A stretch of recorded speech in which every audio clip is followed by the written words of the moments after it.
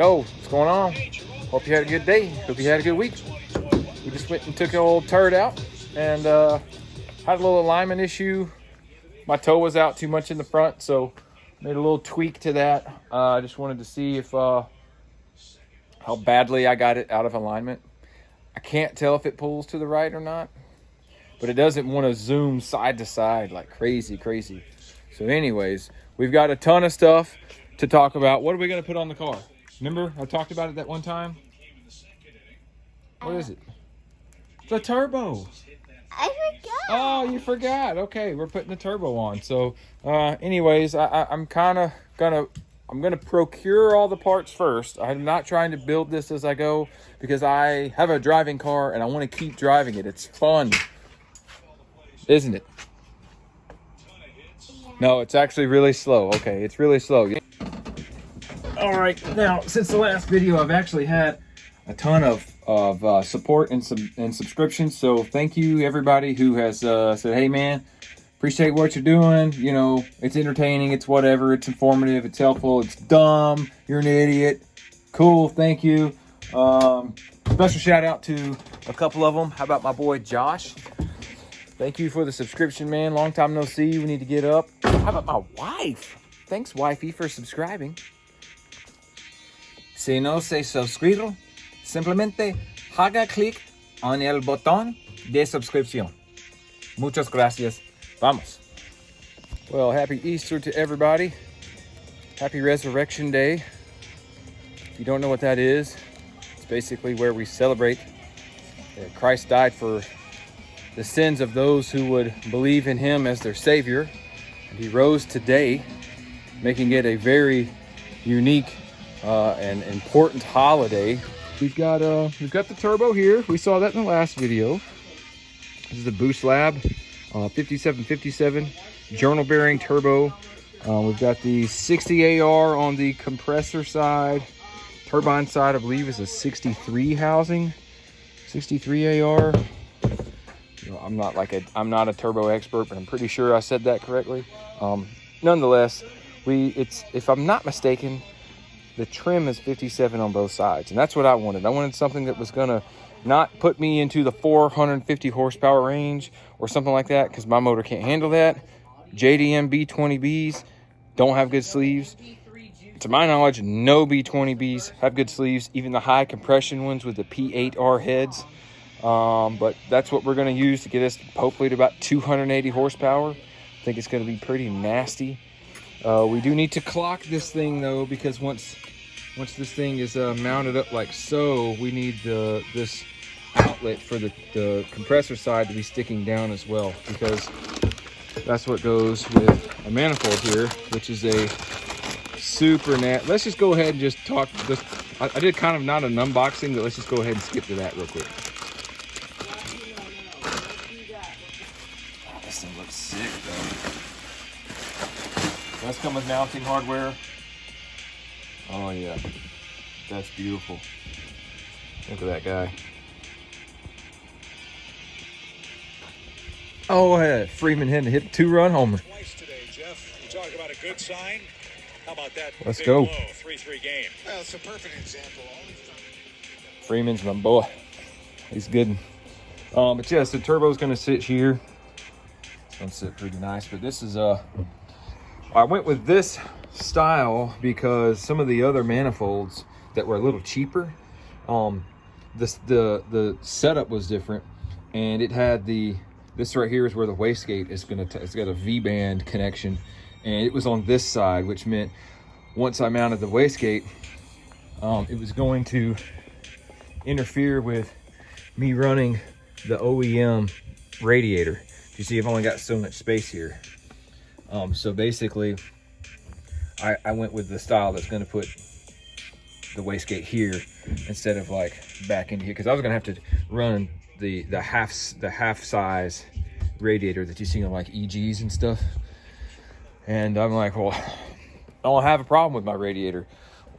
Why would I go and buy, you know, another 100, 200, whatever a half radiator is, and then I got to buy a different fan for it, and then I'll just deal with that whenever I have a radiator problem. I'll replace the radiator. But I totally was expecting that this turbo wouldn't be so large that I couldn't mount it in here without replacing my stock radiator, because I have no issues with my stock radiator. That's an extra cost that I'm not trying to mess with.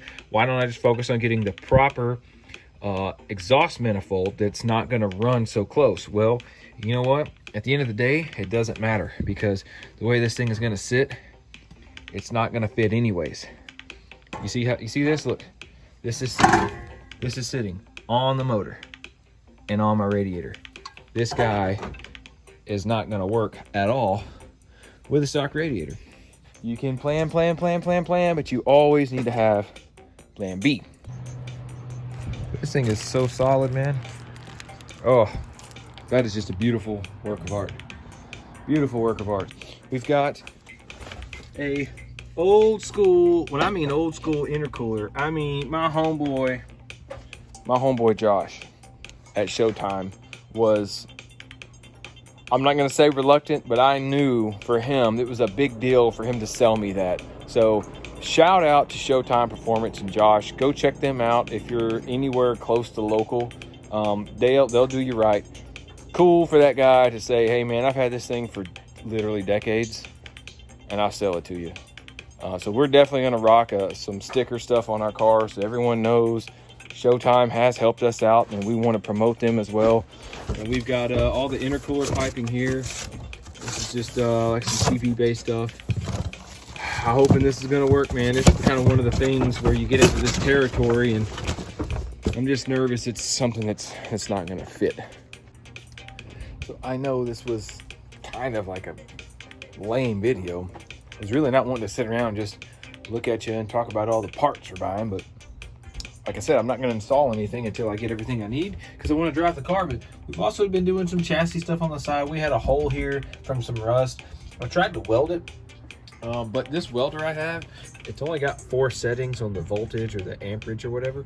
And so what was happening is I was having a real hard time melting my wire, or when I clicked it up on the next level, I was actually melting more of the chassis. So we ended up having to cut a little piece out of this, what we had left from where we I guess de-skinned this back hatch, and so we made like a little patch to cover this up. But we've got some other areas, a little bit of rust here from where we removed the back bumper.